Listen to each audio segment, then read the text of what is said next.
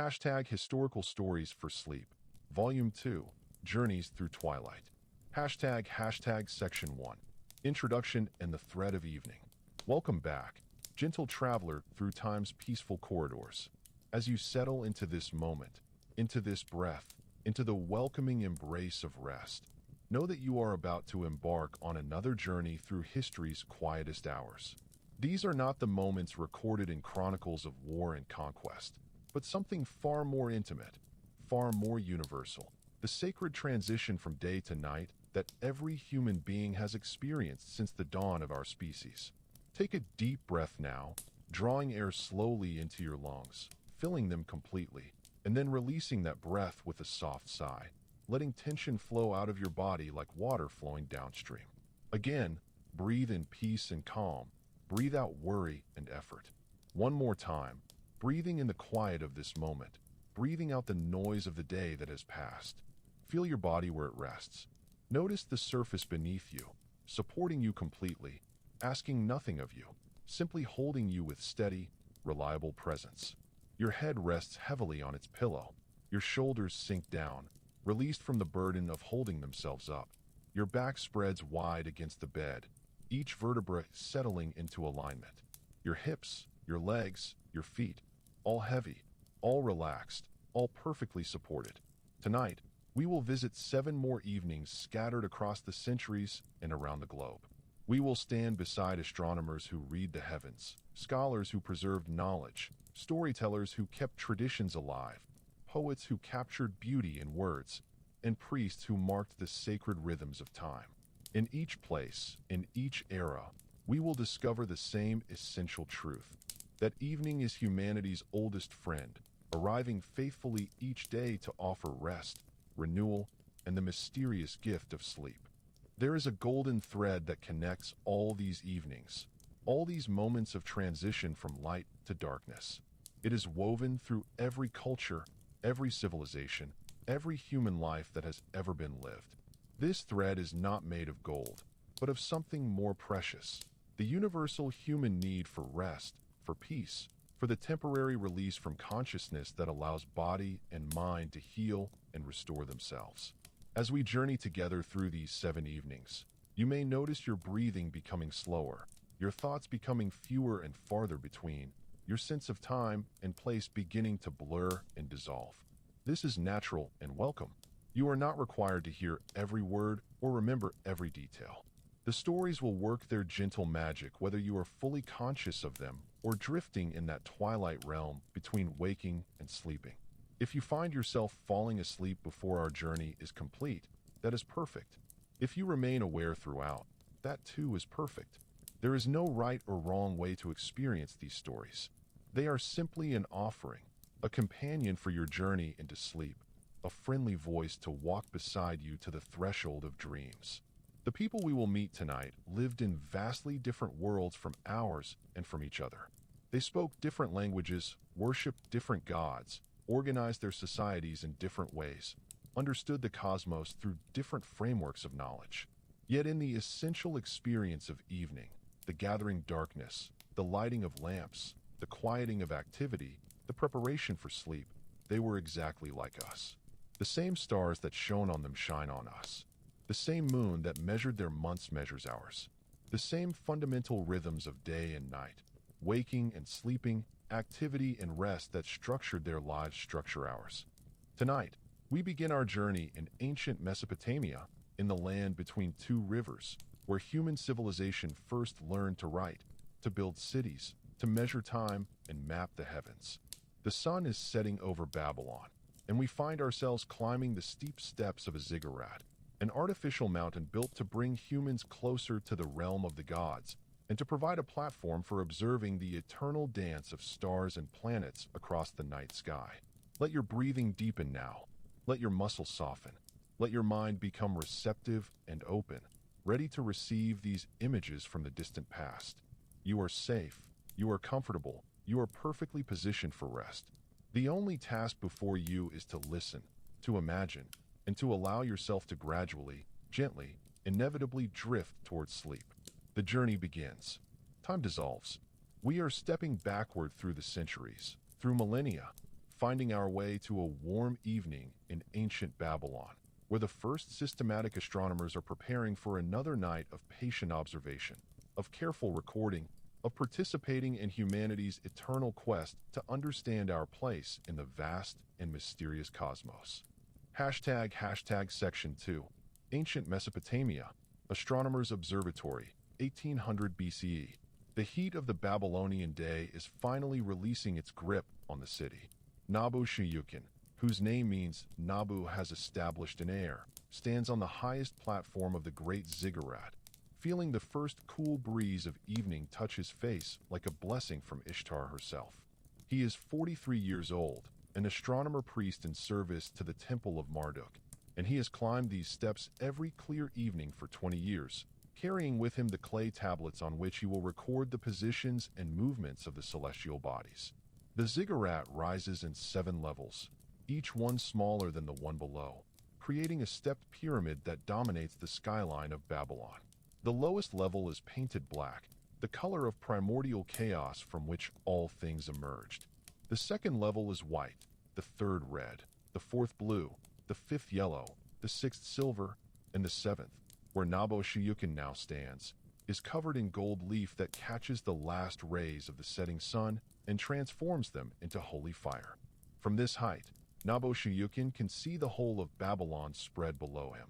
The great walls that make the city impregnable, the palace of King Hammurabi, the network of streets and canals that bring water from the Euphrates, the thousands of mud brick houses where ordinary citizens are now preparing their evening meals, smoke rising from cooking fires to blend with the violet sky. The Euphrates itself is visible, a ribbon of silver and bronze winding through the landscape, reflecting the fading light. The city is quieting. The market stalls have been packed away. The workshops of potters and weavers and metalworkers have closed their doors. Children are being called inside. Animals are being penned for the night. The great gates in the city walls are swinging shut, their bronze hinges groaning, guards taking up position to watch through the darkness. Babylon is preparing for night, drawing into itself like a flower closing its petals. Nabu-Shuyukin arranges his materials with the methodical care of long practice. He has brought 3 clay tablets, still damp and receptive to the stylus that hangs from a cord around his neck. These tablets are rectangular, each about the size of his hand, made from the same river mud that built the ziggurat beneath his feet, that forms the bricks of every building in Babylon, that sustains the crops in the fields surrounding the city. Clay is the foundation of Mesopotamian civilization, plastic and versatile, able to hold an impression almost forever if properly fired. He has also brought his measuring instruments, a gnomon for determining angles, a water clock for measuring time intervals, and most importantly, his observing tube, a hollow reed that helps him focus on specific stars and planets without distraction from the surrounding sky. These tools are simple but effective, refined over generations of observers who have stood on this same platform, watching the same sky, adding their observations to the growing body of knowledge that makes Babylon the center of astronomical learning in the world. The sun touches the western horizon now, and Nabu-Shuyukin begins the evening prayers. He turns to each of the 4 directions in turn, acknowledging the gods who rule the quarters of the earth and sky. To the east, he honors Shamash, the sun god, thanking him for another day of light and warmth. To the south, he honors Ea, god of wisdom and fresh water. To the west, he honors Sin, the moon god, asking for clear skies and steady observation. To the north, he honors the constellation Iku, the field, which marks the celestial equator. The prayers are ancient, passed down through generations of priests, their words worn smooth by countless repetitions like stones in a riverbed. Nabu-Shuyukin recites them not from a sense of empty ritual, but from genuine reverence. The gods are real to him, as real as the clay beneath his feet and the sky above his head. They are not abstractions, but living powers that govern the cosmos, that maintain the order necessary for civilization to flourish. As the sun slips below the horizon, the sky transforms rapidly.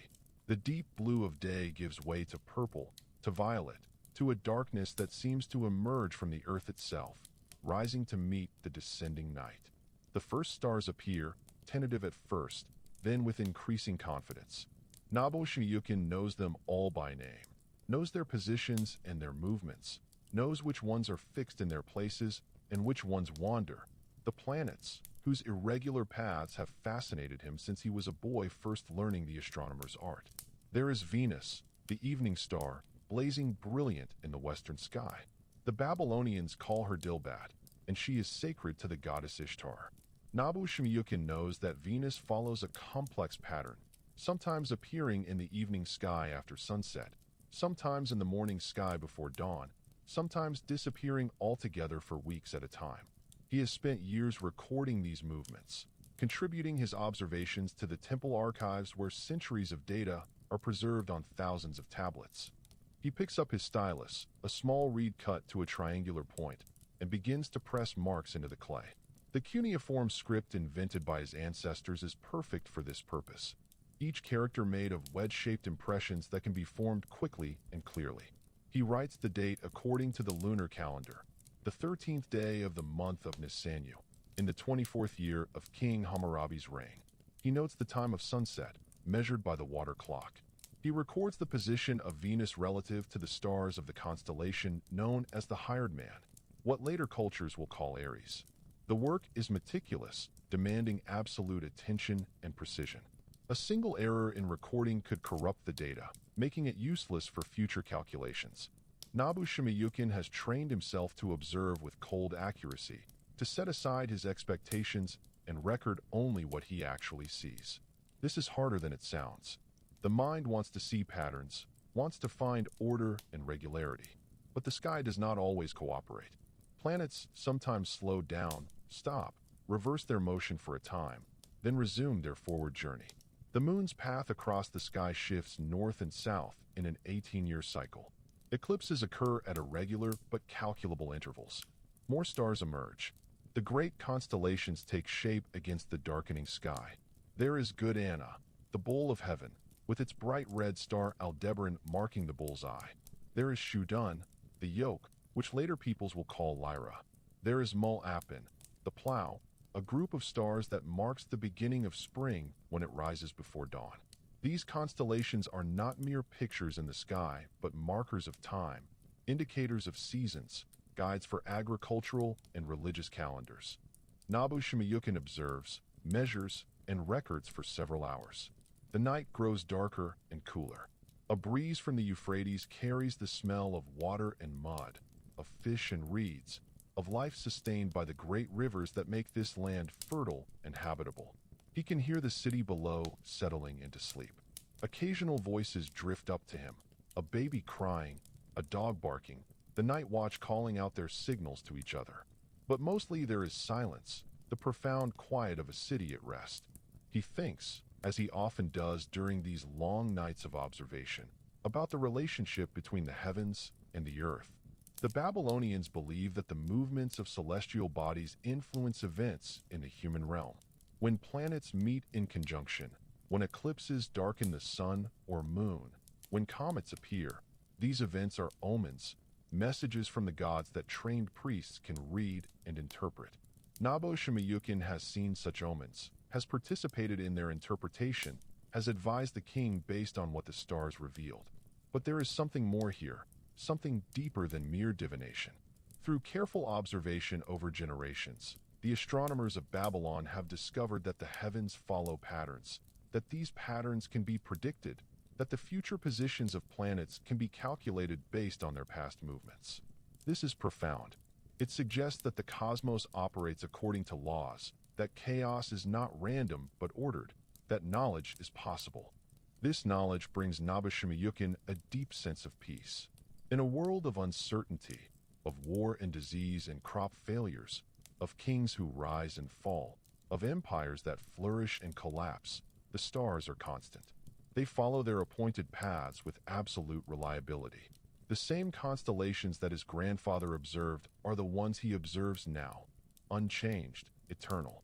The same planets that trace their wandering paths across the sky 500 years ago continue those same paths today.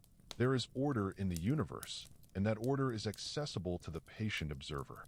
The moon rises now, several days past full, its light bright enough to cast shadows. Nobu Shiyukin records its position, notes that it rises approximately 50 minutes later than it did yesterday, just as his calculations predicted. The moon's movements are complex, more irregular than the sun's, but they too follow patterns that can be learned and anticipated. He feels the familiar tiredness settling into his bones, the pleasant exhaustion that comes from hours of focused concentration. His eyes ache from staring at the dark sky, straining to distinguish faint stars and to measure precise positions. His back is stiff from bending over his tablets. His fingers are cramped from holding the stylus. It is time to descend, to return to the temple complex at the base of the ziggurat, to the small room where he sleeps when his duties require him to remain at the temple overnight. Tomorrow he will transcribe his rough observations onto permanent tablets that will be filed in the temple archive, adding to the growing collection of astronomical knowledge that future generations will study and build upon. Nobu Shimiyukin gathers his tablets carefully, wrapping them in cloth to protect them from damage. He takes one last look at the sky, at the familiar patterns of stars, at the wandering planets, at the moon sailing serene through the darkness. He whispers a prayer of thanks to the gods of heaven, to Anu the sky god, to Enlil the god of air and storms, to Ea the wise, to Marduk patron of Babylon, to all the divine powers that maintain the cosmic order. He begins his descent, moving carefully in the darkness, his feet knowing the steps from years of practice. The golden platform above recedes, becoming just another point of light among many. The city sleeps below, dark except for scattered lamps and the eternal flame in Marduk's temple. The Euphrates flows on, as it has flowed for millennia, sustaining civilization, making life possible in this desert land. In his small room, simply furnished with a sleeping mat and a few personal possessions, Nobu Shiyukin lies down. The room is cool, the walls thick enough to insulate against the day's heat. Through a small window, he can still see a rectangle of star-filled sky. His last thought before sleep claims him is of the patterns he has observed, of the order underlying apparent chaos, of the deep reliability of the cosmos that turns and turns according to divine decree, regular as a heartbeat, eternal as the gods themselves. Section 3. Islamic Golden Age, Scholar's House in Baghdad, 850 CE. The call to Maghrib prayer drifts across Baghdad from 100 minarets, the muezzin's voices rising and falling in the haunting melody that marks the sunset. Ibrahim ibn Qasim al-Baghdadi sets down the Greek manuscript he has been translating, carefully placing a silk bookmark to mark his place, and rises from his cushioned seat. His body protests slightly. He is 58 years old, and hours of sitting cross-legged have left his knees stiff, but the discomfort is minor, easily ignored. His study occupies the second floor of his house in the Scholars' Quarter of Baghdad, not far from the Great Beit al-Hikmah, the House of Wisdom, where he spends his days working alongside other scholars from across the Islamic world and beyond, Muslims and Christians and Jews and Zoroastrians, Arabs and Persians and Indians and Greeks, all united in the great project of preserving and translating and expanding human knowledge. The room is filled with books and manuscripts, stacked on shelves and piled on tables, written in a dozen languages: Arabic and Persian, Greek and Syriac, Sanskrit and Hebrew. Some are ancient texts that Ibrahim is translating into Arabic, making them accessible to scholars who do not read the original languages. Others are new works, commentaries and expansions on the ancient wisdom, contributions to the growing body of Islamic scholarship in mathematics and astronomy, medicine and philosophy, poetry and theology. Through the arched windows of his study, Ibrahim can see his courtyard garden below, designed in the Persian style with a central fountain, geometric flower beds, and fruit trees planted in the corners. The fountain's gentle splashing provides a constant background music, soothing and conducive to concentration. The garden is coming alive in the evening cool after the fierce heat of the afternoon. Birds are singing their evening songs. The scent of jasmine and roses drifts up to him, mixing with the smell of the oil lamps being lit throughout the house. Ibrahim performs his ablutions at the washstand in the corner of his study, the ritual washing of hands and face and feet that prepares him for prayer. The water is cool and refreshing, bringing clarity to his mind. He He spreads his prayer rug on the floor, orienting it carefully toward Mecca, the direction indicated by the Qibla marker set into the wall. He stands in stillness for a moment, clearing his mind of the day's work, of the complex Greek grammar he has been wrestling with, of the philosophical problems that have occupied his thoughts.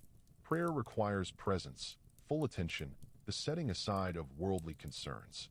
He begins the Maghrib prayer, moving through the prescribed postures, standing with hands folded, bowing, prostrating with forehead touching the rug, sitting. The Arabic words flow from his lips automatically, committed to memory through decades of daily repetition. Allahu Akbar, God is greatest. Alhamdulillahi Rabbil Alamin. Praise be to God, Lord of all the worlds. The prayer is not a request or a petition, but an acknowledgement of God's sovereignty, an act of submission and gratitude, a regular rhythm that structures the day and keeps the heart oriented toward the divine. The prayer complete, Ibrahim remains seated on his rug for a few moments, his hands open in supplication, offering quiet thanks for the blessings of his life, for the gift of learning, for the privilege of contributing to scholarship, for his health and his family, for the peace and prosperity that the Abbasid Caliphate has brought to this region, allowing arts and sciences to flourish as never before. He rises and rolls up his prayer rug, storing it in its customary place. From the courtyard below, he hears voices. His wife Zainab speaking with the cook about the evening meal, his daughter Fatima laughing at something. The sounds of family, of domestic life continuing its eternal routines, are deeply comforting to him. For all his love of scholarship and solitary study, he knows that these relationships are what give life its deepest meaning. Ibrahim returns to his manuscript, but he does not resume translating. The light is fading now, and the precision required for translation cannot be maintained by lamplight alone. Even the best oil lamps flicker and cast uncertain shadows, and a single mistranslation could corrupt the text and mislead future scholars. Instead, he picks up a different manuscript, one of his own compositions, a commentary on Aristotle's metaphysics that he has been working on intermittently for several years. The manuscript is written in his own hand, in the flowing Naskh script that has become standard for scholarly works, each letter carefully formed, diacritical marks precisely placed. The page is beautiful, but Ibrahim knows that beauty alone is not enough. The arguments must be sound, the logic impeccable, the insights genuine. Aristotle was a great philosopher, perhaps the greatest the world has known, but he was not infallible. In some areas, his understanding was limited by the knowledge available in his time.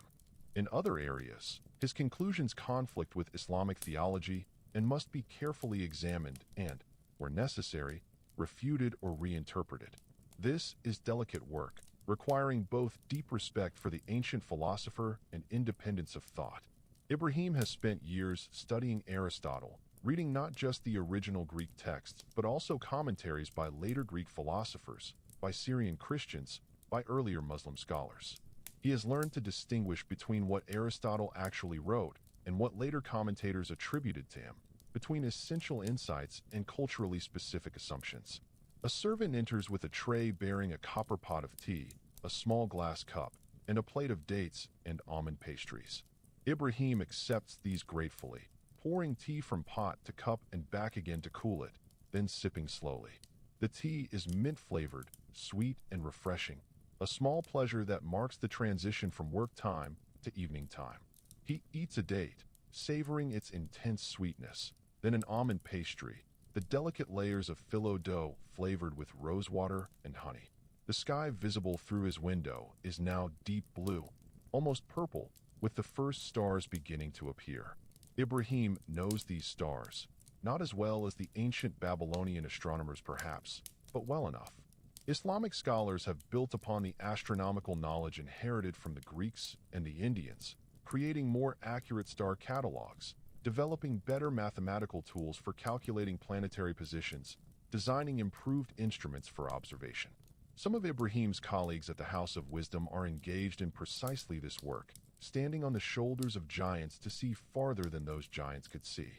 He thinks about the chain of transmission of knowledge, the way wisdom passes from one generation and one culture to another, always being refined and expanded. The Greeks learned from the Egyptians, and the Babylonians. The Muslims are learning from the Greeks and the Indians and the Persians. And someday, Ibrahim believes, other cultures will learn from the Muslims, taking what Baghdad has preserved and expanded and carrying it forward into an unimaginable future. Knowledge is not the possession of any one people, but the common heritage of humanity, a light that can be shared infinitely without diminishing. From somewhere in the house comes the sound of a lute being played, his daughter Fatima practicing the melodies her music teacher has assigned her. The sound is sweet and melancholy, the notes rising and falling in patterns that please the ear even as they evoke a subtle longing for something beyond the material world. Music, poetry, mathematics, astronomy. These are paths to understanding the divine order, different languages for expressing the same fundamental truths about the nature of existence. Ibrahim's wife Zainab appears at the door of his study, a gentle reminder that the evening meal is ready. He sets aside his manuscript, descends the stairs to the ground floor where the family gathers for dinner.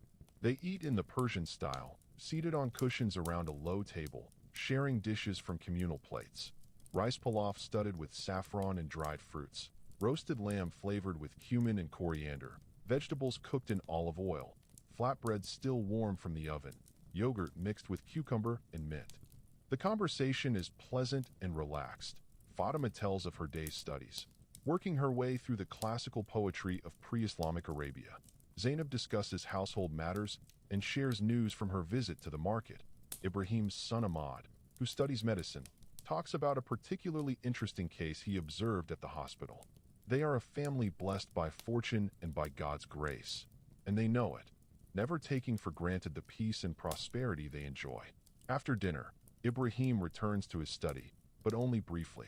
He is tired now, pleasantly so, his mind still active but his body ready for rest. He performs the Isha prayer, the final obligatory prayer of the day, then prepares for bed. His sleeping chamber is adjacent to his study, simply furnished with a low bed covered in fine linens, a chest for clothing, a small table with a water pitcher and basin.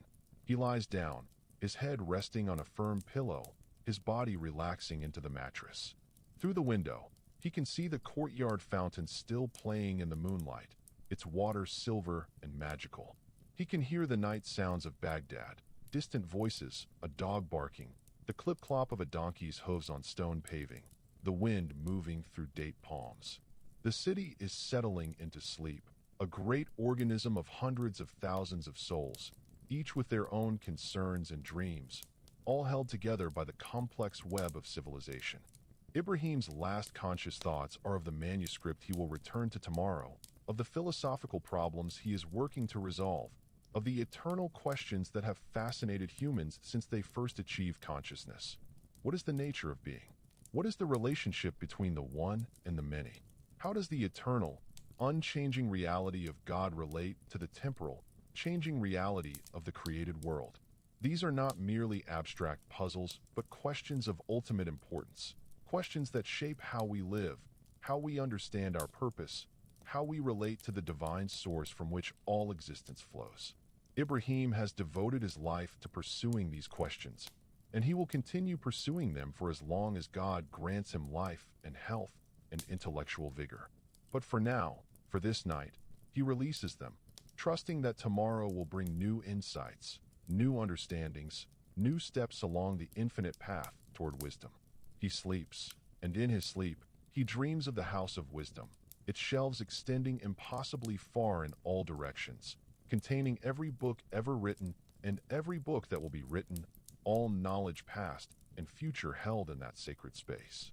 He walks through aisles of manuscripts, pulling volumes at random, finding that each one he opens reveals exactly the knowledge he was seeking, answers questions he had not yet learned to ask. The dream is peaceful, purposeful, a reflection of his deepest values and aspirations. When morning comes and he wakes, he will not remember the specific details, but he will carry with him the dream's essence. The sense that knowledge is infinite, that wisdom is achievable, that the human mind, properly trained and directed, can ascend to heights that approach the divine. Section 4. Viking Settlement, Iceland Longhouse, 975 CE. The long northern twilight is finally giving way to true darkness. In the longhouse of Thorstein Grimson, the central fire has been built up, flames leaping high to cast dancing shadows on the wooden walls hung with shields and weapons. Outside, the first stars of winter are appearing in a sky that will soon be dark for most of each day, the sun barely rising above the southern horizon before setting again, leaving the Icelanders to pass the long nights in storytelling and craftwork, in the maintenance of tools and the strengthening of community bonds. The longhouse is filled with the members of Thorstein's household and several families from neighboring farms who have come to hear Bjorn the Skald recite the evening saga. Bjorn is 70 years old, white-bearded and weathered, his voice still strong despite his years, his memory containing hundreds of stories passed down from generation to generation. He is more than an entertainer. He is a living library, a repository of history and mythology, a keeper of cultural memory in a society that does not write its most sacred stories, but preserves them in the minds of trained poets. The longhouse is a single large room, perhaps 20 meters long and 6 wide, with walls of turf-insulated timber and a roof of thatch that slopes down low on either side. Along the walls are sleeping benches where the household members will rest later, their space divided by hanging curtains for a minimum of privacy. In the center, the fire burns in a long stone-lined pit, smoke rising to escape through holes in the roof. The smoke never entirely leaves. It lingers in the rafters, preserving the timbers, giving the interior a characteristic smell of wood smoke that permeates everything: clothing, bedding, even the food. The people gather around the fire on benches and stools, on folded sheepskins and carved wooden seats.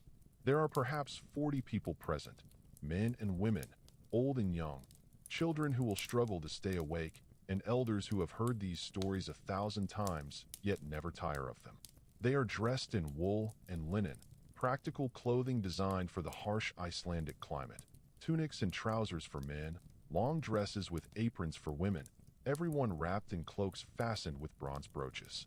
Thorstein's wife Gudrun moves among the gathered people, offering drinks from a large horn, mead made from fermented honey, ale brewed from barley, milk fresh from the sheep.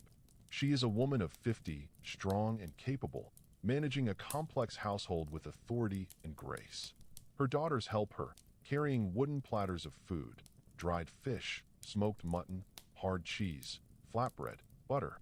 This is not a feast, but the ordinary evening meal, substantial enough to sustain people through the cold night, simple enough not to deplete precious winter stores. Everyone eats and drinks, the food shared communally, conversation low and relaxed. There is a sense of anticipation building, a collective focusing of attention on Bjorn, who sits in the place of honor nearest the fire, his staff across his knees, his eyes closed as he gathers his thoughts and prepares to transport his listeners out of this time and place into the mythic past where gods and giants walked the earth. When Gudrun judges that everyone has eaten their fill, she nods to Bjorn. He opens his eyes, stands slowly, plants his staff on the packed earth floor. The conversation dies away. Children are hushed by their mothers. All eyes turn to the old skald. Bjorn begins to speak, his voice strong and rhythmic, falling into the patterns of alliterative verse that characterize Old Norse poetry. He recites in the ancient language, slightly different from the everyday speech of the Icelanders, more formal, filled with kennings, those beautiful metaphorical phrases that are one of the glories of Norse poetic tradition. The sea is the whale road, a sword is the ice of battle, blood is the wound due. These phrases are not mere decoration but a way of seeing, a poetic mode of perception that transforms the mundane into the mythic. Tonight, Bjorn recites the story of Sigurd the Dragon Slayer, one of the great heroes of Germanic legend. The tale is long, spanning multiple generations, filled with magic swords and cursed gold, tragic love and terrible revenge, fate and doom, and the courage to face them with dignity. The listeners know the story already. They have heard it many times, but this does not diminish their engagement. The power of the story lies not in surprise, but in recognition, in the ritual repetition that connects them to their ancestors, to the shared cultural heritage that defines who they are as a people. Bjorn speaks of how young Sigurd was raised by the dwarf Regan, how he reforged his father's broken sword, how he slew the dragon Fafnir and took its treasure. He tells of the Valkyrie Brynhild sleeping in a ring of fire, of Sigurd riding through the flames to wake her, of their love and their oaths. His voice rises and falls dramatically, loud during battle scenes, soft during moments of intimacy, always maintaining the rhythmic pattern that makes the verses easy to remember and transmit. The fire burns lower as the story continues, and servants add more logs, stirring the embers until flames leap up again. The interplay of light and shadow intensifies the drama of the tale. When Bjorn speaks of Sigurd's death, betrayed and murdered by those he trusted, some of the women weep openly, though they know the story, though they have heard it dozens of times. The men sit stoic but attentive, their faces grave. The children watch with wide eyes, simultaneously thrilled and frightened by the tale's violence and tragedy. When the story concludes with the death of Brynhild, who chooses to follow Sigurd into the grave, riding her horse into his funeral pyre, Bjorn falls silent. The silence extends, no one wishing to break the spell. Outside, the wind has picked up, whistling through the gaps in the walls, reminding everyone of the fierce Icelandic winter that surrounds this small circle of warmth and light and human companionship. Finally, Thorstein speaks, thanking Bjorn for the gift of the story, presenting him with a silver arm ring as payment for his performance. Bjorn accepts with grave courtesy, sliding the ring onto his arm where it joins several others, marks of honor from other chieftains at other storytelling sessions. The formalities complete, conversation resumes, but more quietly now, the story having created a contemplative mood. Young people begin to drift toward their sleeping places, pulling curtains for privacy, settling onto the benches with their blankets and pillows. Children are carried by their mothers, already asleep or nearly so, lulled by the warmth and the rhythmic sound of Bjorn's voice. The elderly also retire, the day's work having tired them, the hard labor of survival in this harsh land demanding rest. But a group remains around the fire, Thorstein and several other men, some of the older women including Gudrun and Bjorn himself. They sit in companionable silence for a while, then begin to speak of practical matters, plans for the next day's work, discussion of which sheep should be slaughtered for winter meat, consideration of whether the hay stores will last until spring, speculation about which families might need assistance to get through the lean months ahead. This is the other side of Viking life, less celebrated in the sagas, but equally important. The cooperation and mutual support that makes survival possible in a marginal environment. Iceland is not a rich land. The growing season is short, the climate harsh, the resources limited. Only through careful planning and communal effort can the people endure. The fire burns lower again, and this time it is not rebuilt. The evening is ending. Thorstein banks the embers carefully, covering them with ash so they will stay alive until morning when they can be rekindled. Wasting fire is wasteful of fuel, and fuel, whether wood or dried sheep dung, is too precious to squander. The remaining people retire to their sleeping places. Bjorn is given an honored place on a bench near where the fire was, with extra sheepskins for warmth. Thorstein and Gudrun withdraw to their private chamber at the far end of the longhouse, separated from the common area by a wooden partition. In the darkness, the longhouse settles. There are the usual night sounds. People shifting in their sleep, someone coughing, a child whimpering briefly before being soothed, the wind outside, the timbers creaking. But mostly there is silence and warmth, the profound comfort of shelter against the northern winter, of human presence in a land that can seem hostile and empty. Bjorn lies on his bench, wrapped in furs and wool blankets, feeling the day's tiredness settling into his old bones. He has told stories in dozens of longhouses across Iceland, has traveled from settlement to settlement, carrying the cultural heritage of his people in his memory. He knows that his time is growing short, that within a few years his voice will fall silent, and the stories he carries must be passed to younger skalds who are even now learning the ancient verses, memorizing the genealogies, mastering the complex meters and the intricate kennings. But tonight, he does not dwell on endings. Instead, he thinks about the story he has just told, about Sigurd and Brynhild, about love and betrayal, courage and doom. These stories are more than entertainment. They teach values, reinforce cultural norms, provide models for behavior. Sigurd's courage in the face of certain death, Brynhild's loyalty even beyond life. These are virtues that the Icelanders honor, that they strive to embody in their own lives. Through a gap in the turf walls, Bjorn can see a slice of night sky. The stars are brilliant here, far from any other source of light, uncountable in their multitudes. Somewhere up there, he believes, is Valhalla, the Hall of the Slain, where warriors who die bravely in battle feast with Odin until Ragnarok, the final battle at the end of time. Whether he will go to Valhalla or to Hell, the realm of those who die of age or illness, he does not know. But he has lived a good life, has served his people faithfully, has kept the stories alive. That will have to be enough. His breathing slows and deepens. Around him, the longhouse breathes as one organism. 40 people rising and falling together, their collective warmth fighting back the cold, their collective presence a declaration of human resilience in the face of a harsh and indifferent nature. Outside, the aurora borealis begins to dance across the northern sky, great curtains of green and purple light swaying and rippling, a phenomenon the Icelanders attribute to the Valkyries riding across the heavens, choosing which warriors will die in battle tomorrow. But inside the longhouse, no one sees this celestial display.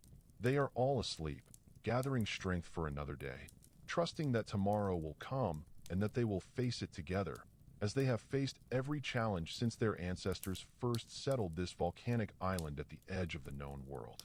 ## Section 5. Ancient China, Imperial Garden, Song Dynasty 1100 CE. The moon rises over Hangzhou, transforming the West Lake into a mirror of silver, reflecting the willow trees that line its shore, the arched bridges that span its inlets, the distant pagodas that mark temples on surrounding hills. In the Imperial Garden, in a pavilion designed specifically for moon viewing, the court poet Li Qingzhao sits at a low table, brush in hand, silk paper before her, attempting to capture in words the ineffable beauty of this autumn evening. Li Qingzhao is 47 years old, one of the most celebrated poets of the Song Dynasty, known for her mastery of the CI form, lyric poems set to popular melodies. She is a woman of exceptional education and refinement, the daughter of a scholar official, the wife of a fellow scholar who shares her passion for literature and antiquities. In a society that generally restricts women's roles, she has achieved recognition for her literary talent, her poems copied and circulated among the educated elite, her opinions on poetry respected even by male scholars. The pavilion where she sits is a masterpiece of subtle design.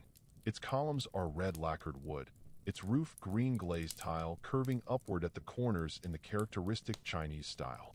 The walls are open on 3 sides, allowing unobstructed views of the lake and garden while providing shelter from above.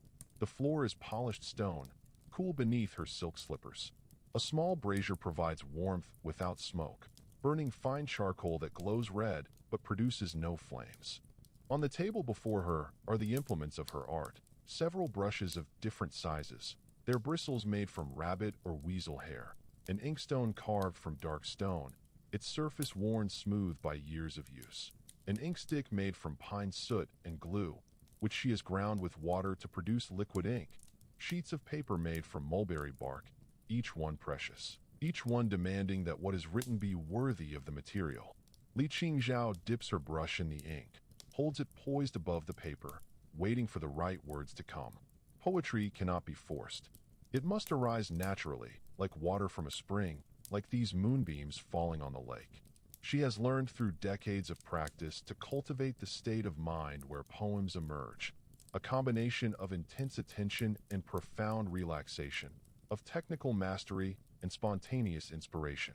The garden around her is designed to evoke specific aesthetic and emotional responses. Every element has been carefully positioned.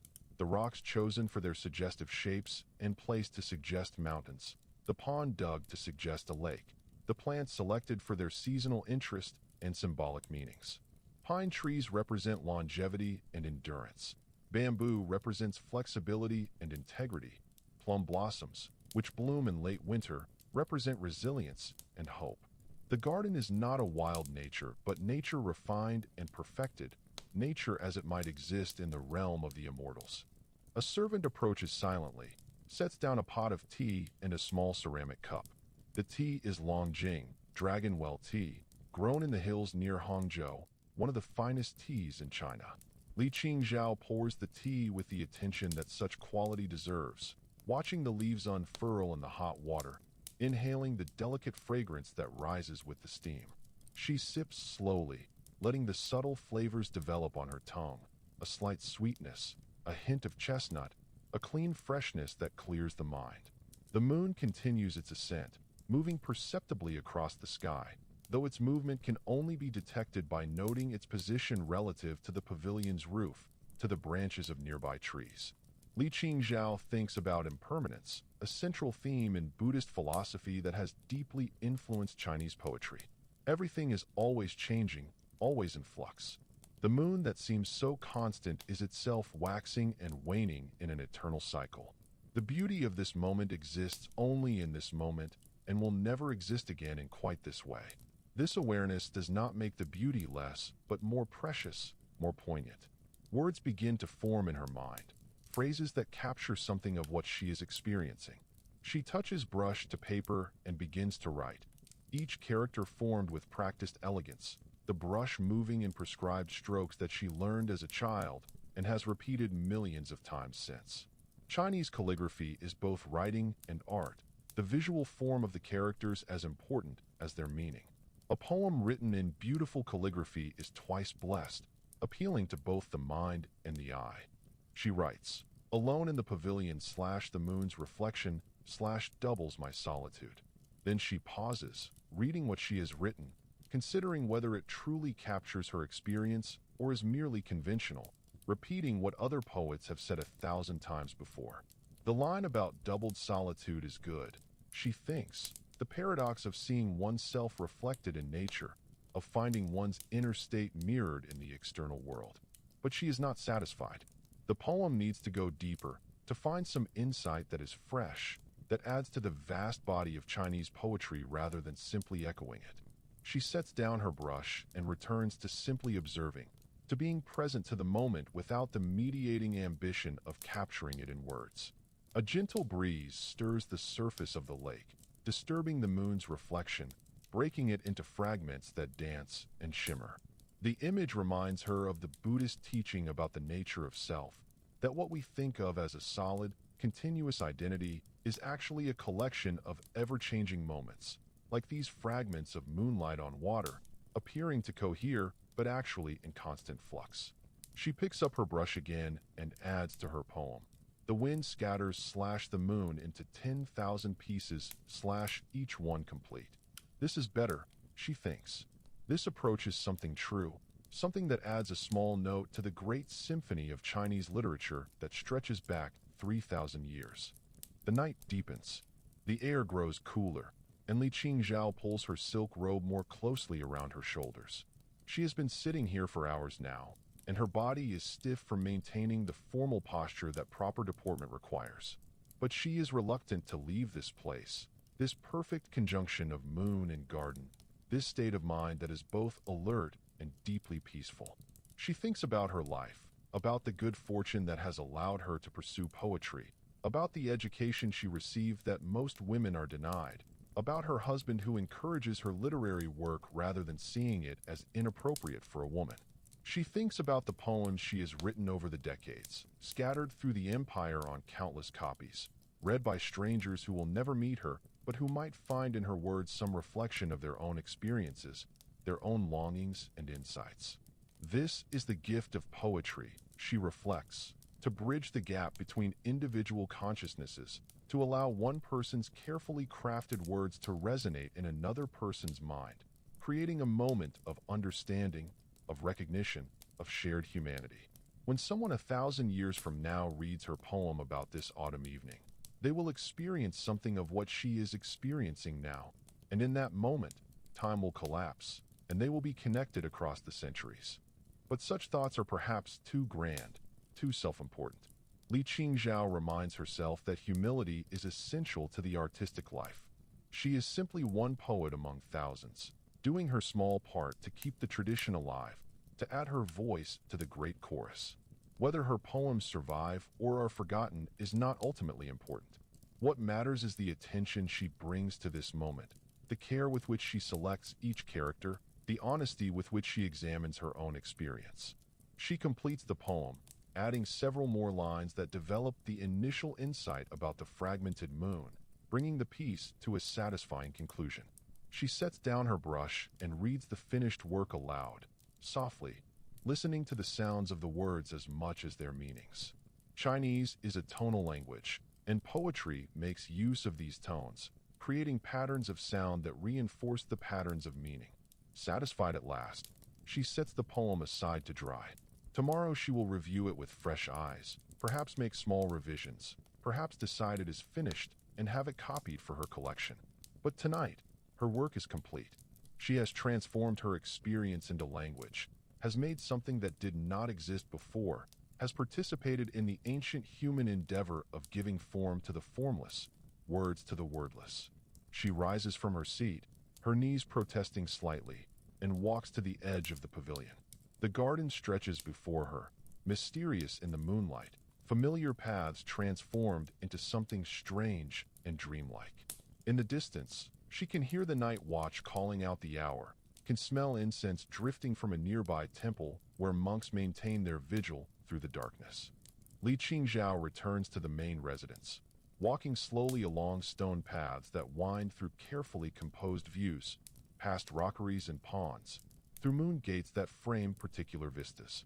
The house, when she reaches it, is quiet, most of the household already asleep. Servants have left lanterns lit to guide her way, pools of warm light in the darkness.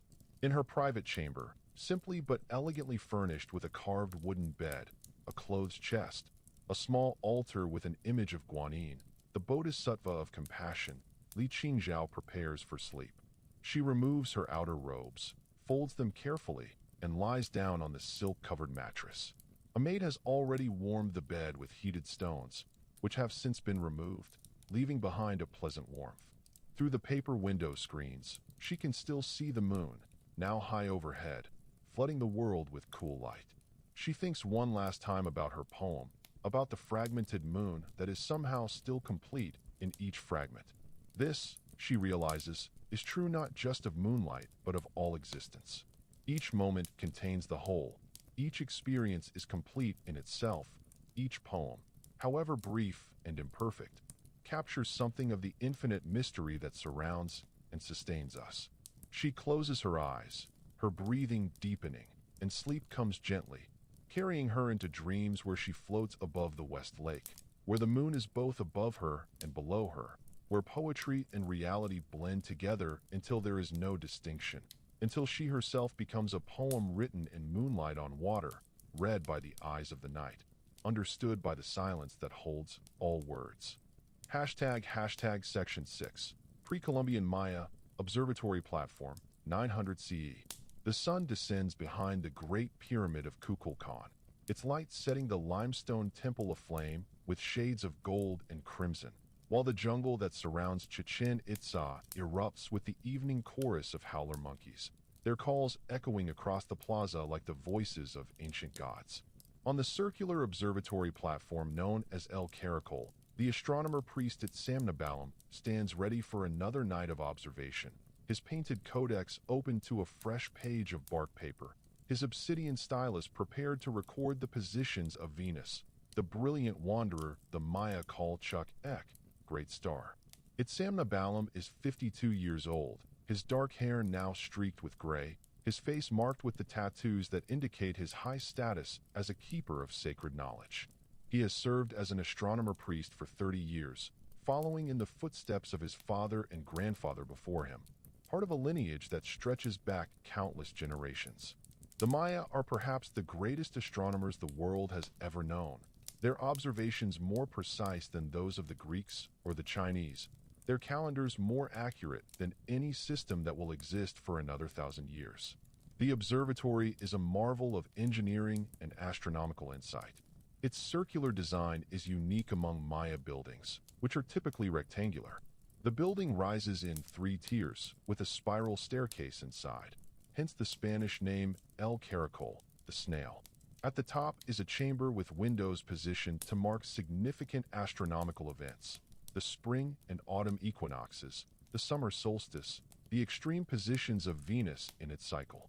The Maya did not build this observatory through accident or aesthetics, but through precise mathematical calculation and generations of careful observation. As the last light fades from the sky, Itsamnabalam performs the evening ritual, burning copal incense in a clay brazier, the sweet smoke rising toward the heavens. He chants prayers in the ancient language, invoking the celestial gods: Itsamna, the sky god after whom he is named; Chok, the rain god whose benevolence determines whether the maize will flourish or fail; Han Hunapu, the maize god who died and was reborn, teaching humans the eternal cycle of death and renewal; and especially Kukulkan, the feathered serpent, whose pyramid dominates the sacred center of Chichen Itza.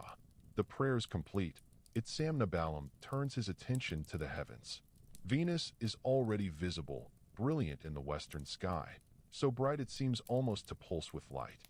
The Maya understand that Venus is both evening star and morning star, the same celestial body appearing in different parts of the sky, depending on its position relative to Earth and Sunday.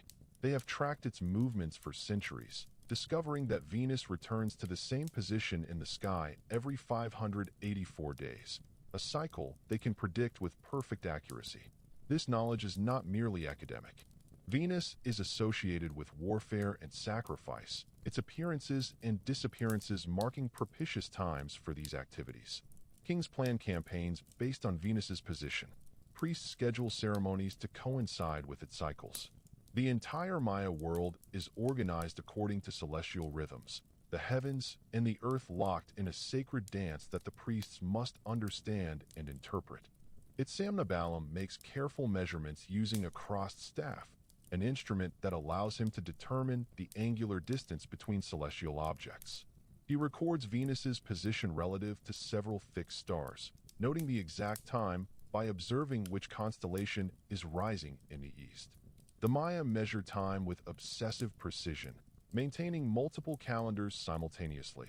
The Tzolk'in, a 260-day sacred calendar; the Hab, a 365-day solar calendar; and the Long Count, which tracks days from a mythical creation date thousands of years in the past. The night is warm and humid, typical of the Yucatan lowlands.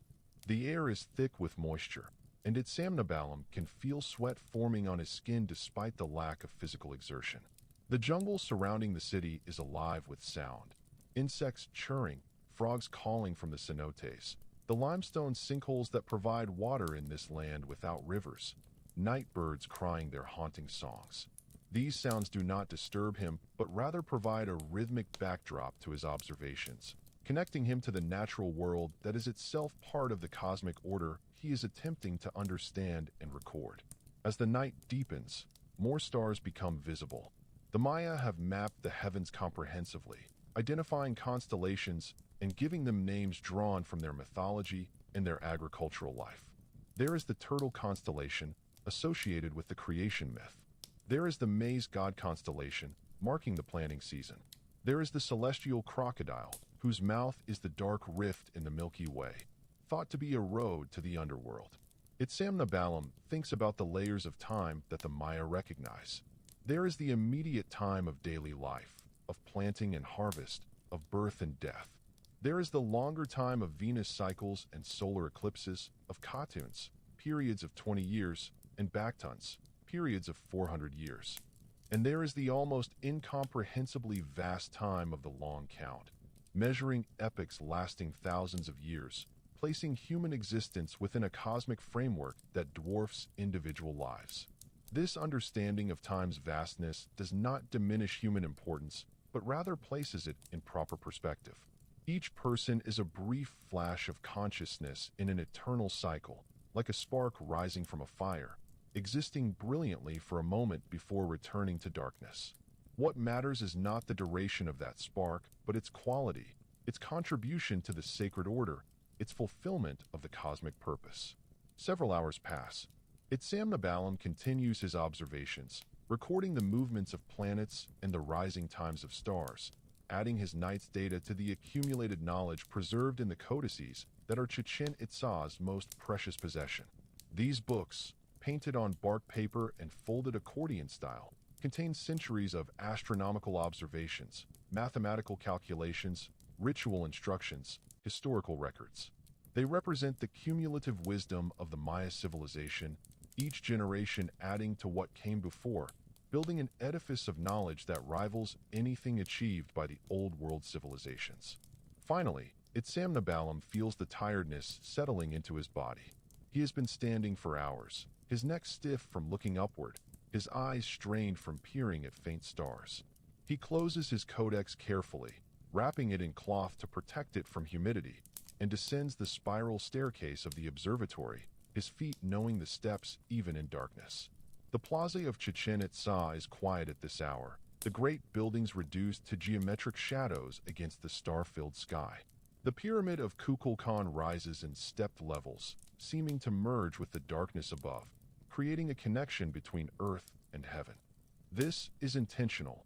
All Maya architecture is designed to reflect cosmic principles, to create on earth a mirror of the celestial realm.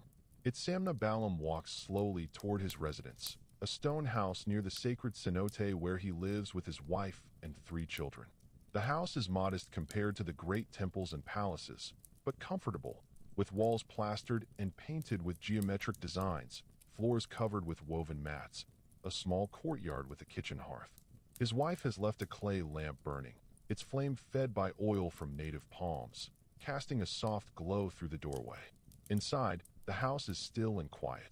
His family sleeps on woven hammocks suspended from wooden posts, a sleeping arrangement perfectly suited to the hot climate, allowing air to circulate around the body. Itzamnabalam removes his ceremonial garments, the jaguar skin cape that marks his priestly status, the jade ornaments that signify his rank, and stores them carefully in a wooden chest. He washes his face and hands in a ceramic basin, the water cool and refreshing. He climbs into his hammock, feeling it adjust to his weight, cradling him gently.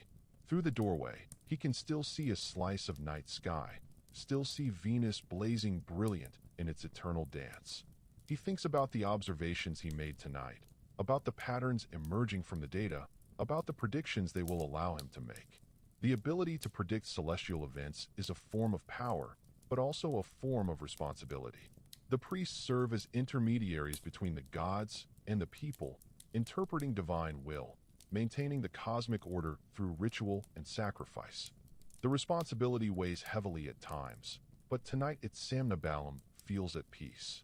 He has fulfilled his duties, has added his small contribution to the great work of understanding the heavens. Tomorrow he will rise before dawn to observe Venus as morning star, will spend the day studying the codices and discussing interpretations with other priests, will return to the observatory when night falls. The cycle continues, day after day, year after year, each observation another thread in the vast tapestry of Maya astronomical knowledge. He closes his eyes, and sleep comes easily, bringing dreams of flying above the jungle, of seeing the cities of the Maya spread below like stars on Earth, of ascending toward the real stars until he merges with them, becoming part of the eternal light that guides and sustains all life, the celestial fire that will burn long after he and his civilization have returned to the dust from which all things arise and to which all things must return. Hashtag Section 7. Medieval West Africa, Timbuktu Scholar, 1450 CE. The afternoon heat is finally breaking as the sun descends toward the Sahara, turning the desert sands gold and amber, painting the mud brick buildings of Timbuktu in shades of honey and ochre. In the courtyard of his house near the Sankor Mosque, the scholar Ahmad ibn Ahmad al-Takruri sits beneath an acacia tree, reviewing a manuscript that has just arrived from Cairo, a commentary on the Quran by the great Egyptian scholar Al-Suyuti, copied onto fine paper and bound in tooled leather. Ahmad ibn Ahmad is 65 years old, a respected scholar of Islamic law and theology, a teacher at the Sankor University that has made Timbuktu one of the great centers of learning in the Islamic world. Students come from across West Africa and beyond to study here, attracted by the quality of the teaching, the richness of the libraries, the opportunity to obtain certificates of learning that will qualify them to teach and judge throughout the Muslim world. The courtyard where he sits is typical of Timbuktu's wealthier homes, enclosed by high walls for privacy, with a covered veranda running along one side providing shade, a well in the center providing water, clay pots planted with herbs, and flowers adding life and fragrance. The acacia tree is old, its branches spreading wide, its thorns sharp but its shade welcome. A rope hammock is suspended from two of its branches, and Ahmad often naps there during the hottest hours of the afternoon. Now, as evening approaches, the courtyard is pleasant, the temperature dropping from scorching to merely warm. Ahmad reads slowly, making notes on a separate sheet of paper, considering Al-Suyuti's arguments, comparing them to other commentaries he has studied. The work of scholarship is incremental, demanding patience and thoroughness. One does not simply read but studies, cross-references, memorizes, challenges, integrates new knowledge with what one already knows. The call to prayer rises from the nearby Sankor Mosque, the muezzin's voice strong and clear in the evening air. Ahmad sets aside his manuscript, marks his place carefully, and enters his house to perform ablutions and pray. The house is built in the traditional Sudanese style, with thick mud brick walls that provide insulation against both heat and cold, small windows that admit light while minimizing heat gain, a flat roof where one can sleep during the hot season. Prayer complete, Ahmad returns to the courtyard, where his wife Fatima has prepared the evening meal. She is 58, a woman of intelligence and grace, herself literate, not common even in Timbuktu, where education is valued highly. They have been married 40 years, have raised 7 children, 5 of whom survived to adulthood. 3 of their sons are now scholars in their own right, carrying forward the family tradition of learning. They eat together in the fading light, rice cooked with meat and vegetables, flavored with spices that have traveled the trans-Saharan trade routes from North Africa and beyond, pepper from India, cinnamon from Ceylon, ginger from China. Timbuktu sits at the crossroads of 2 great trade networks, the Niger River connecting West Africa's kingdoms, and the Saharan caravan routes connecting to the Mediterranean world. Gold and slaves move north, salt and manufactures move south, books and scholars move in all directions. After the meal, Ahmad walks through the streets of Timbuktu toward the marketplace. The city is coming alive in the evening cool, people emerging from their houses now that the brutal heat has passed. The market never entirely closes, but it intensifies as night approaches. Merchants displaying their wares by lamplight, food vendors offering grilled meat and fried pastries, storytellers gathering crowds, musicians playing traditional instruments, the kora with its haunting harp-like sound, the talking drum that can mimic human speech. Ahmad pauses to listen to a griot, a professional storyteller and praise singer, recounting the history of the Mali Empire and its greatest ruler, Mansa Musa, who a century earlier made a pilgrimage to Mecca so magnificent, distributing so much gold along the way, that he temporarily disrupted the economies of the regions through which he passed. The story is both history and legend, facts embellished by poetic elaboration, but its essential truth is undeniable. West Africa is rich, powerful, sophisticated, a civilization equal to any in the world. As darkness falls completely, Ahmad makes his way to the library attached to the Sankor Mosque. Timbuktu has dozens of private libraries and several public ones, containing hundreds of thousands of manuscripts on every subject: theology and law, astronomy and mathematics, medicine and poetry, history and geography. These books represent the intellectual wealth of the city, more valuable than the gold that passes through Timbuktu's markets. For knowledge is the only wealth that increases when shared. The library is quiet at this hour, lit by oil lamps that cast warm light over the shelves of manuscripts. A few students remain, bent over texts, making notes, memorizing passages. Ahmad greets them quietly, then makes his way to a particular shelf where he knows a manuscript he needs is stored. A copy of Ibn Sina's Canon of Medicine, one of the foundational texts of Islamic medical knowledge. He has been consulting this work in preparation for teaching a course on medical ethics, on the physician's obligations to patients, on the integration of Greek and Islamic medical traditions. Ibn Sina, known in Europe as Avicenna, was a Persian polymath who lived 400 years earlier, whose works have become standard references throughout the Islamic world. Ahmad ibn Ahmad has read the canon several times before, but each reading reveals new insights, new connections to other texts and traditions. He settles into a comfortable position on a cushion, the manuscript on a wooden stand before him, and begins to read by lamplight. The Arabic text is beautifully copied, each letter formed with care, diacritical marks precisely placed. The copyist who created this manuscript was himself a scholar, understanding what he copied, occasionally adding marginal notes with additional information or cross-references to other works. Time passes unmeasured. Ahmad ibn Ahmad is absorbed in his reading, his mind following the intricate arguments, comparing them to what he knows from other sources, considering how he will present this material to his students. The work of teaching is not merely transmitting information, but creating understanding, helping students see connections, encouraging them to think critically and independently. Finally, his eyes grow tired from reading by lamplight. He has learned not to push beyond this point, having damaged his vision somewhat in earlier years through excessive night reading.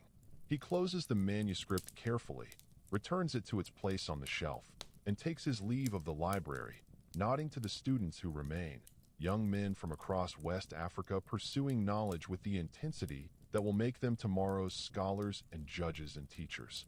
Walking home through the darkened streets, guided by the light of a crescent moon and the lamps burning outside houses and shops, Ahmad ibn Ahmad reflects on his life and work. He has been privileged beyond most, granted the opportunity to devote himself to learning, to teach students who will carry knowledge forward into the future, to live in a city where intellectual pursuits are honored and supported. Not everyone has such fortune. Most people labor at trades and agriculture, their lives consumed by the necessities of survival. He has been able to pursue knowledge for its own sake, and this is a gift from God that demands gratitude and service in return. At home, he finds Fatima preparing their bed on the roof, where they will sleep during these warm months. The rooftop provides a sleeping place that captures any breeze, a space open to the stars, a vantage point from which one can see across the city and out toward the desert. They climb the narrow stairs, carrying blankets and pillows, and arrange their sleeping place on the woven mats that cover the roof. The city spreads below them, a constellation of flickering lamps and cooking fires. The Niger River is visible in the distance, a dark ribbon cutting through the landscape, its presence sustaining all life in this region. Without the river, Timbuktu could not exist. The Sahara surrounds the city on three sides, beautiful but implacable, a barrier that caravans cross with difficulty and danger, losing camels and sometimes men to the harsh conditions. Ahmad ibn Ahmad and Fatima lie on their backs, looking up at the stars. The sky is extraordinarily clear, the air dry, the stars brilliant and countless. They can see the Milky Way stretching across the heavens, that great river of light that mirrors the earthly river below. Ahmad ibn Ahmad points out constellations, teaching their Arabic names to Fatima, who listens with patient interest though she has heard these names many times before. They speak quietly about their day, about their children and grandchildren, about plans for the future, about memories of the past. This nightly conversation has been part of their marriage for decades, a time of connection and intimacy, of maintaining the bonds that sustain a long partnership. They pray together one last time, the Isha prayer that marks the night's beginning, their voices soft in the darkness. Then they settle into sleep, wrapped in thin blankets, the stars wheeling slowly overhead, the city quiet except for the occasional bark of a dog or call of the night watch. Ahmad ibn Ahmad's last conscious thought is of gratitude, for his wife beside him, for his work and his students, for the manuscripts that preserve knowledge, for this city at the edge of the desert that has become a light of learning in the world, for the gift of another day of life and the promise of rest and renewal in sleep.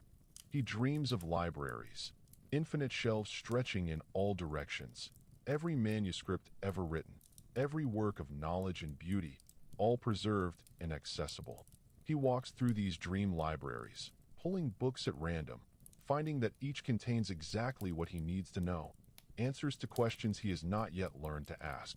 The dream is peaceful, suffused with the satisfaction of learning, the joy of discovery, the sense that knowledge itself is infinite and that the pursuit of it is perhaps the highest calling a human can follow, the closest we can come to understanding the divine wisdom that created and sustains the universe. Hashtag Section 8. Closing meditation and the eternal night.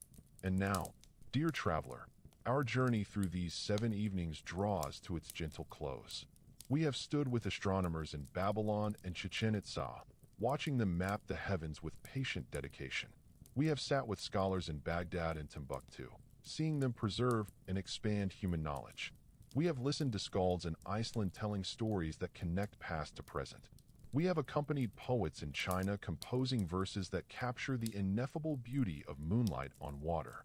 Each of these people, separated by centuries and continents, engaged in the same fundamental human activities: observing, learning, creating, preserving, passing forward what they discovered. They are connected to us not despite the vast distances of time and space that separate us, but because those distances are ultimately illusions. In the experience of evening, in the practice of their crafts, in the universal need for rest and sleep, they are our companions, our ancestors, our teachers. Feel yourself now settling more deeply into rest, your body heavy and relaxed, your breathing slow and effortless. You have journeyed far tonight, yet you have never left the place where you lie. This is the paradox of imagination, of consciousness itself, that we can travel anywhere while remaining perfectly still, that we can visit any time while remaining in the eternal present moment. Your eyelids are heavy now, or perhaps already closed, resting comfortably, requiring no effort to maintain their position.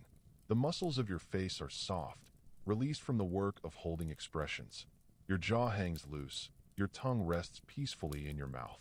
Your whole face becomes smooth and peaceful, like the face of a sleeping child, innocent and untroubled. The people we visited tonight have all passed from life into death. Their bodies return to earth. Their individual consciousness is extinguished. Yet something of them remains. Their observations recorded in astronomical tables, their translations preserved in manuscripts, their poems copied and recopied across centuries, their stories passed from generation to generation. They live on in the work they did, in the knowledge they preserved, in the beauty they created. And you, too, are part of this great chain of human existence. Your life, like theirs, is brief, a spark that flares and fades.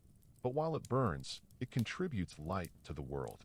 The work you do, the relationships you maintain, the kindness you show, the attention you bring to your experience, all of this matters. All of this adds to the great human project of making meaning, creating beauty, increasing understanding. But these are thoughts for waking hours. Now is the time to release all thoughts, all concerns, all the constant activity of the conscious mind. Now is the time to sink into that blessed emptiness where sleep dwells, where dreams are born, where the body repairs itself, and the mind processes the day's experiences without conscious effort or control. Breathe slowly now, in and out, each breath carrying you deeper into relaxation, closer to sleep. Notice how your body has become so heavy it seems to be sinking through the mattress, through the floor, merging with the earth itself. You are supported completely, held by gravity, by the solid ground beneath you, by the very planet that has held all humans who have ever lived, that has witnessed all our striving and our resting, our achievements and our failures, our births and our deaths. The stars that Nabu Shayukin observed in ancient Babylon still shine tonight. Though many of the constellations he knew have been forgotten, their names lost, their patterns redrawn by later cultures. The same moon that Li Qingzhao celebrated in her poetry rises and sets above you, waxing and waning in the eternal cycle that has measured human months since our species first achieved consciousness. Venus still blazes in the evening or morning sky, following the intricate pattern that its Samna Balam charted with such precision. The knowledge preserved in the libraries of Baghdad and Timbuktu has passed into the great stream of human learning, influencing thinkers and discoveries in ways the original scholars could never have imagined. The stories that Bjorn told beside the fire in Iceland have evolved and changed, but continue to be told in new forms, new languages, maintaining their essential power to move and instruct us. Everything changes, and nothing is lost. Everything dies, and nothing truly ends. The forms shift and transform, but the underlying patterns persist. This is the wisdom that all these cultures discovered, each in their own way, that we are part of something larger than ourselves, something that transcends individual existence, something eternal. Let yourself merge with this eternal pattern now. Let the boundaries of your individual self become permeable, dissolving like salt in water. You are not separate from the world, but part of it, made of the same elements, following the same rhythms, participating in the same great dance of existence that includes all things, stars and stones, rivers and trees, animals and humans, all of it interconnected, all of it one. Your breathing is very slow now, barely perceptible, your body at complete rest. Your mind has grown quiet, thoughts appearing less and less frequently, like the last stars fading as dawn approaches, like the last ripples dying away on a pond's surface. You are entering that space between waking and sleeping, that threshold where consciousness meets unconsciousness, where the known world gives way to the realm of dreams. In this space, time has no meaning. Past and future collapse into an eternal now. You are simultaneously the Babylonian astronomer recording stars, the Baghdad scholar translating texts, the Icelandic skald telling stories, the Chinese poet composing verses, the Maya priest charting Venus, the Timbuktu scholar studying manuscripts, and yourself, here, now, drifting towards sleep. All of these experiences are happening simultaneously in the eternal present that underlies linear time. All of these evenings are the same evening, repeating endlessly, variations on the eternal theme of daylight fading, darkness falling, humans seeking rest and finding it in sleep's embrace. Let go now completely. Release your grip on waking consciousness, that grip you have maintained all day, that tight hold on awareness and control. Simply open your hand and let consciousness fall away, like releasing a balloon that floats upward into the sky, growing smaller and smaller until it disappears entirely, leaving only the vast, empty sky, the infinite space that was there all along, unnoticed because you were focused on the balloon. The vast, empty sky of pure consciousness, of awareness without content, of being without doing. This is what lies beneath all our busy thinking, all our striving and planning, all our fears and desires. This is what remains when everything else has been stripped away.